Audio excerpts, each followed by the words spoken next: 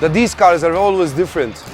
Yes, so you don't have like one specific, like this, look, like this was spec'd personally, for example. Like these carbon extents, that it was specially made when the one who bought it from the showroom, that's an order. So this, you don't find it in another GTR, for example. If you find it, that means the guy ordered it. And if we see, you can come and see inside, it have the carbon seats. Which is that for the weight reduction.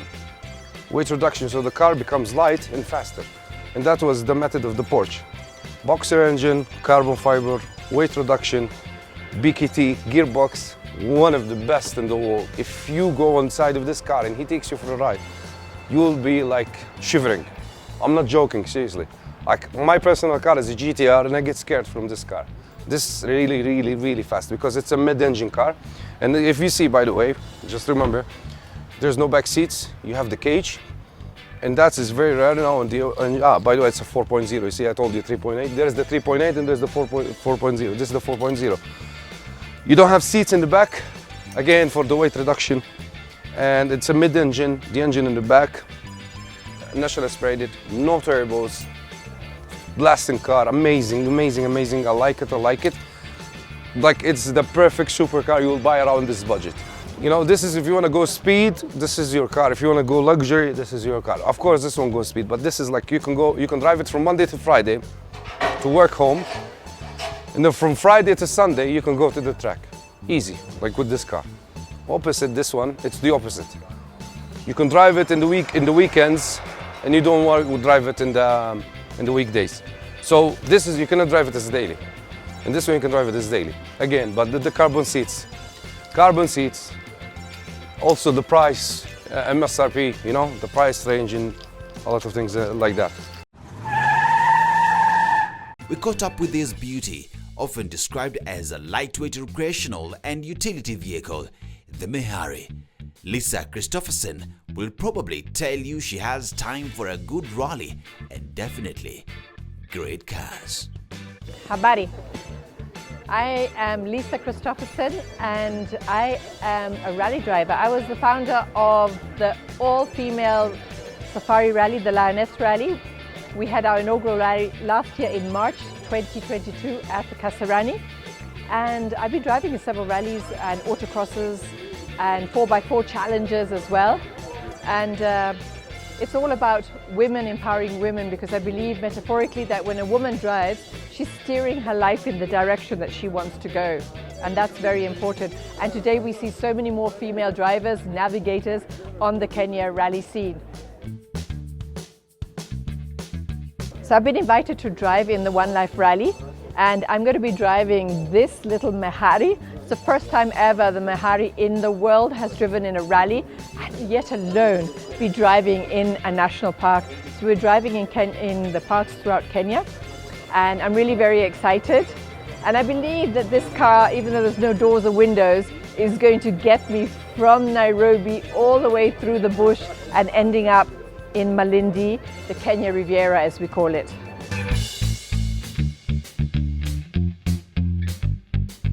So the Mahari is a 1975 model, originally from Monte Carlo, and it's not an expensive car. So it's not what we classify as a supercar, but it has a great suspension, and it's done up all with the white and the classic blue, which is the original colors of the Mahari.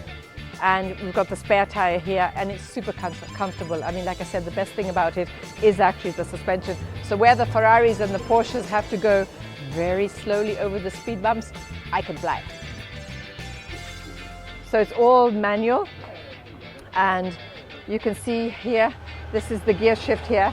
So really an old classic car. And actually we had this car with Antonio, who owns the car, in the Concours d'Elegance just the other day at the Ngong race course, and it won a prize. So this is very, very exciting. And like you see, there's no doors, there's no windows. So this is going to be interesting in the national parks. See if there's any lions that want to jump on my lap. So the gear shift here is what we have here, is as you can see here. So you've got reverse up there, one down here, second, third, fourth. So there's only 4 gears forward, right? And it's a very, very simple car to drive. It's a very easy car. It's not about speed. And remember, the One Life Rally is not about rally. So we're going to move that word, rally, and say this is a safari adventure. We're taking this car and all the other cars throughout our beautiful country, showing the national parks, our mountains, Kilimanjaro, Pakatuna, Afrika Pwani. So this Mahari is normally based in Malindi, where Antonio, the owner, is from. So Antonio is the CEO of the One Life Rally Africa, and he brought this car up to enter it into the Concours d'Elegance and did it all up. So repainted it, polished it, completely revamped the engine.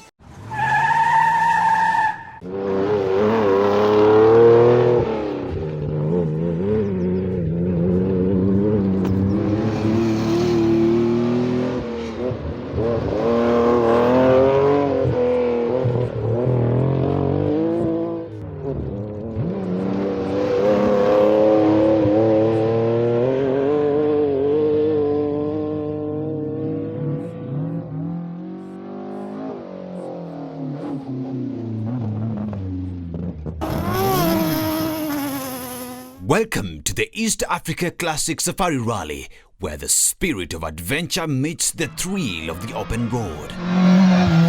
So my name is Tash Tundo, and I work for the East African Safari Classic Rally.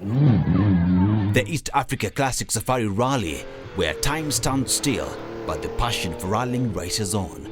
Join us as we witness the magic of this iconic event, where history meets horsepower. The Classic Rally, all the cars have to be made before 1985. So the original Safari Rally that we used to have, that's what we're trying to bring back to Kenya. So the Classic Rally was invented basically to bring back the old Safari Rally that we used to have, and we used to all grow up watching at Easter. It became the Classic Rally in 2003. And from there it runs by every 2 years, basically at the end of the year. And it's the long, hard, tough rally. You have to be, it's endurance, it's tough. This year it's very wet. Yeah, so that's what basically the Classic is.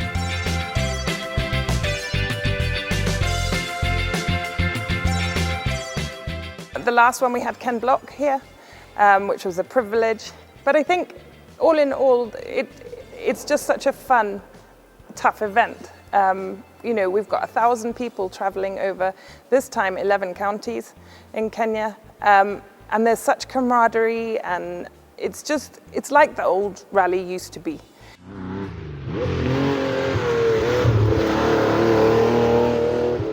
The cheers of the spectators resonate through the air as these vintage warriors tackle the iconic stages that define the East Africa Classic Safari Rally.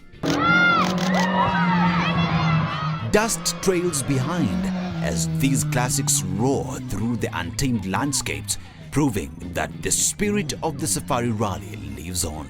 You get the kudos of winning the Safari, which is on most people's bucket lists. And if you win the Safari, you know, that is a feat. It's amazing, because it is the greatest and toughest rally in the world.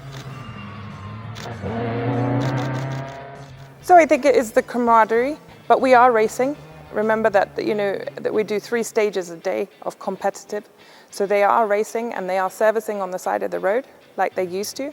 So it is very competitive. And you have to look after your car. You have to get to the end. So it's the camaraderie there, it's the competition, it's, you know, they're all racing all day, every day for 9 days.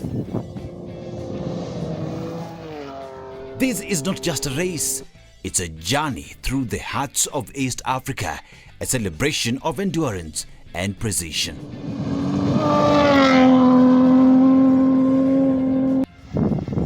You'll see cars that you don't normally see rallying. They're not the WRC cars, they are the classic cars.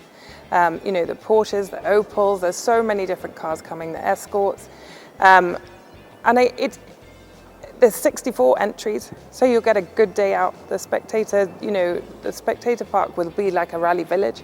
and that's at Vapingo Ridge. And I just think, you know, come and even see the cars on the side of the road, like we did when we were growing up at Easter. We used to just go to the side of the road and you could see them all, and you will see them. From the savannas to the mountains, drivers and navigators embark on a quest, pushing their classic machines to the limits. Say good luck. I hope you have some swimsuits because it's going to be very wet. But yeah, good luck, and I hope you're all ready. So the next edition is in 2025, and that's the main classic. But we are having a mini classic in August, which is 3 days, and that will be in the Laikipia region. And that's August 16th, 17th, 18th. That will be the mini rally.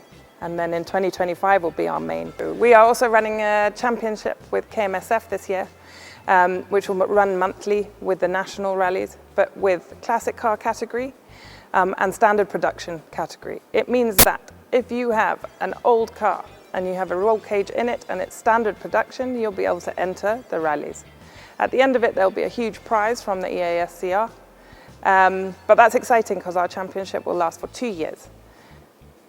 Yeah, so that gives opportunity for anyone. You don't have to have the money, you just can have a Kawaida car on the side of the road, have a roll cage, and that's exciting for us because hopefully we're going to get more youngsters, more females into the sport, which will then lead them on to the classic rally. My dream car, oh, I love Subarus, so I drive Subarus. Yeah, so my dream car is, yeah, it will always be a Subaru.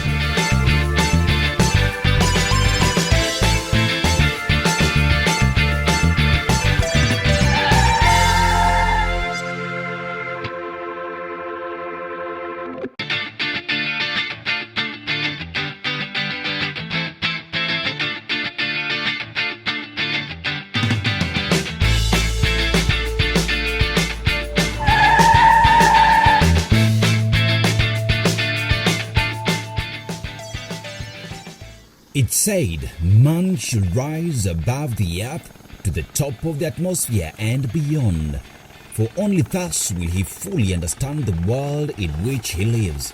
This joy of flying and exploring the world from up above is passion that for sure makes one pursue an extraordinary career, being a pilot.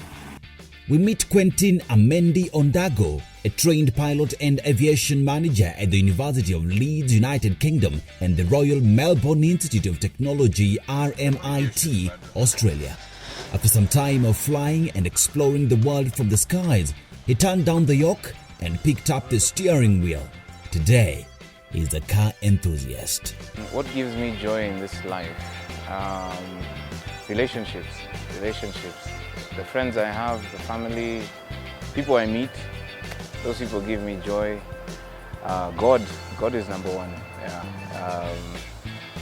God gives me strength every day. To do this job, it requires strength. So those are the people who keep me going every day. I've liked cars since I was a child. My uncle used to take us to school with his car. It was a Volkswagen Beetle. And I used to like how it was so manual. Everything was so easily accessible. There's lights, indicator here, you know, doesn't have all the fluff. So since then I started liking cars, which is why I started doing aviation, because I told my mom I want to be a manamba. So I wanted to be a tout, and then she said, you can't get money through that, so you have to do something that is better than that. So I said, I can be an ambulance driver because, you know, you're always dealing with cars. That's how I ended up in aviation.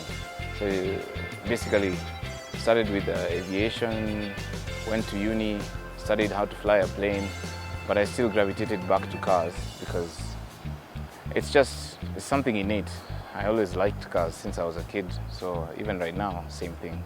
How it started was, okay, I'm going to do aviation, so I started doing aviation on the side, trying to get jobs, trying to get into the industry, and then I decided if I'm flying, I want a car to be going to the airport with. So let me get the car I really wanted. So I got a Mercedes-Benz. It's a 1969 Mercedes-Benz. Then I fixed it up. Then I started driving it around, and people were asking me questions about the car. And then while I'm still applying for jobs, looking for a job in Australia, in the UK, people are still asking me about the car. So I just started doing it on the side, and then eventually people started saying, this is the guy who drives classic cars. And the same for my brother, my dad, all of them are into classic cars. So we ended up now having a collection as a family, and then we'd exchange cars, and that's how we sort of got into it. I think that cars are meant to be driven, not to be showcased. You can showcase a car just to remind the newer generations about how cars were, but predominantly I think that you should drive a car. So if I'm driving this car, for example, I use it to do everyday tasks. So I'd go to shops with it. If I'm going up country, I travel with it. And even put systems inside, put modern technology, as opposed to sticking to the old technology, which is, yes, reminiscent, but there's better technology since this car was made. So I have that philosophy where cars are there to be used, not to be preserved or to be idolized, I would say. So I would say I'm shifting from cars into something, maybe motorcycles or planes, because using my previous knowledge from university, I'm aiming to restore a plane, try and make it into the same condition as this, because I've not seen planes that are in different colors or multicolored planes, or planes with a subwoofer at the back. Why not? To this end, Ondago has experience restoring several cars including Mercedes-Benz W115, W108, W115, Peugeot 504, VW Beetle and Land Rover Defender. We are so thrilled to check all these out. First, we review the Mercedes-Benz W115, W108, W116. This mid-sized but long car is among a series of classic luxury vehicles that were produced by Mercedes-Benz in the 1960s and 1970s. It's typical of the second President Daniel Arap Moi's Mercedes 600. In the past, this model was used by world-rich individuals, including presidents, popes, and other top figures.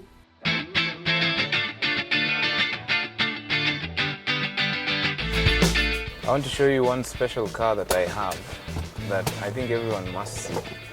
It's a 1970 Mercedes-Benz 115.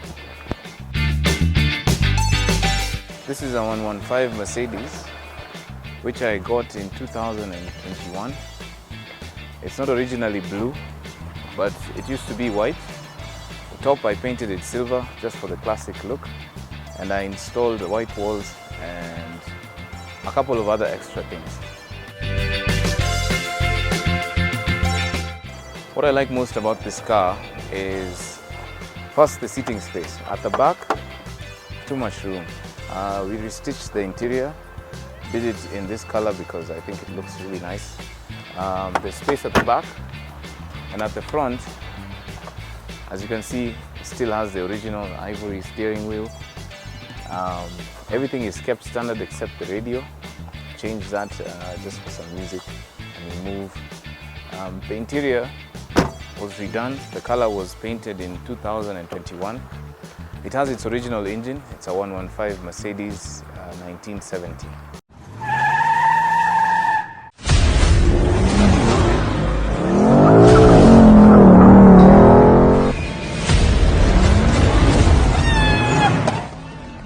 The Subaru Forester is a popular compact crossover SUV produced by the Japanese automaker Subaru. It has a rich history dating back to its introduction in the late 1990s. Throughout its history, the Subaru Forester has been known for its systematical all-wheel drive system, boxer engine configuration, and rugged versatility. Whether you own a Subaru or not, you can't help but notice the logo of 5 stars. For the members of the Forester Nation Car Club, driven by passion, defined by compassion. Forester Nation is a car club that comprises of Subaru Forester owners in Kenya. We were founded in 2015. I think we started out as a club with only 6 members, and we've grown to over 300 so far, spread across the country. For most owners, it's where the wilderness meets compassion and creativity.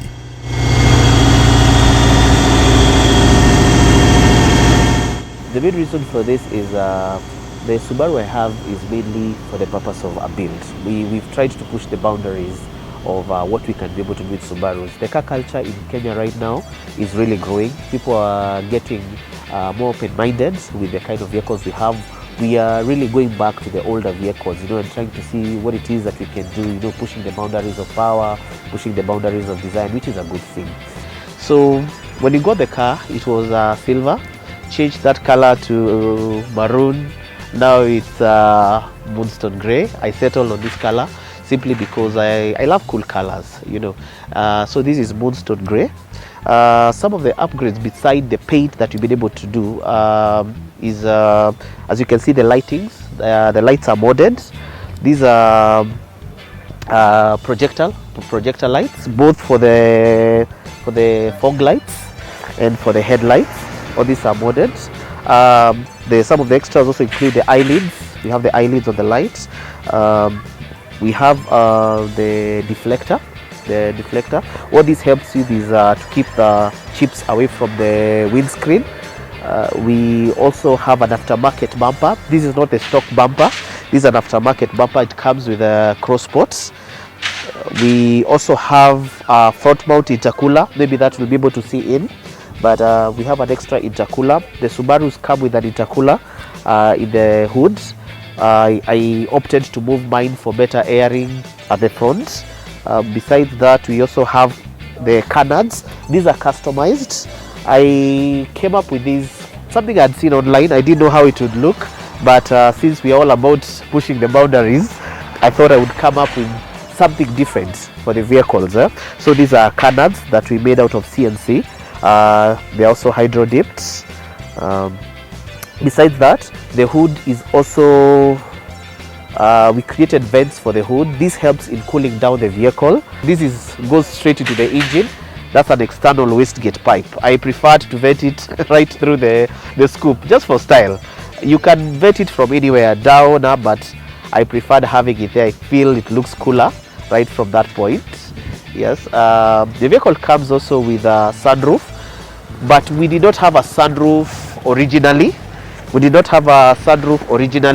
The vehicle, we came with a whole new roof that had a sunroof and did the installation of the same, just to, our sunroof looks cooler. Yes, yeah. So we can take a look at the wheels. One of the things that you really need to improve with fast vehicles is the braking. You need to have a really good braking system. That's actually one of the mods that we encourage people to do. So I installed endless calipers, both the front and the back. Endless calipers have very good stopping power. They come with floating rotors. The front is what we call a 6-spot caliper. The rims are deep dish rims, 18-inch Vox, fitted with 18-inch rim, 18-inch tires also. So these are SG9 tail lights also. It's an upgrade from the original ones that we have. These are blackened in the inside. We also were looking for, what is it that I can do that is a bit different from other vehicles. A lot of people have normal, wings and normal, installation. Some of these things come stock. So what we decided to do is try something different. We recreated this at my garage and came up with a different wing, something that just gives it a special, unique look. That's why you can see it is actually has the name Dusk on it.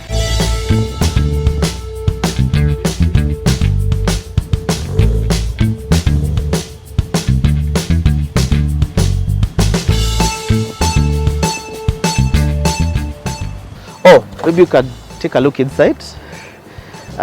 We have leather STI bucket seats, the electric. Yes. So the interior has also been modified to a certain extent. We have a Momo steering. This is not the stock steering for the vehicle. This feels a little bit better on the same.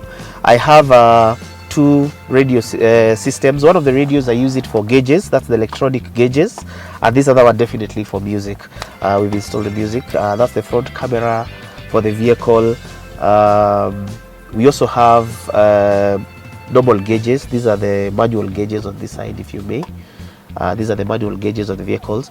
These are you're able to monitor the boost, you're able to monitor the oil temperature, you're able to monitor the water temperature, you're able to, to monitor the oil pressure also.